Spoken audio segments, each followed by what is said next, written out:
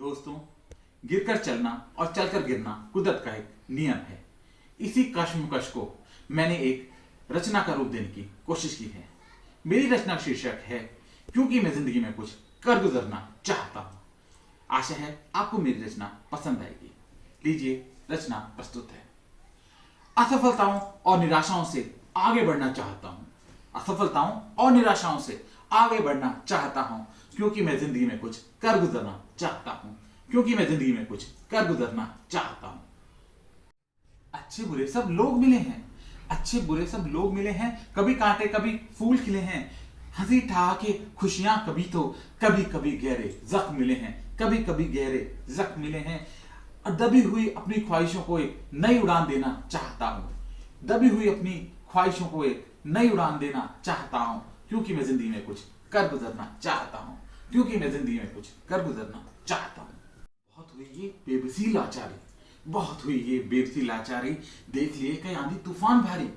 बहुत हुई ये बेबसी लाचारी, देख लिए आंधी तूफान भारी। नए जोश और नए मनोबल से लड़ने की है मेरी बारी। नए जोश और नए मनोबल से लड़ने की है मेरी बारी। मुश्किलों को अपने जज्बे से परास्त करना चाहता हूं। मुश्किलों को अपने जज्बे से परास्त करना चाहता हूं क्योंकि मैं जिंदगी में कुछ कर गुजरना चाहता हूं। क्योंकि मैं जिंदगी में कुछ कर गुजरना चाहता हूं।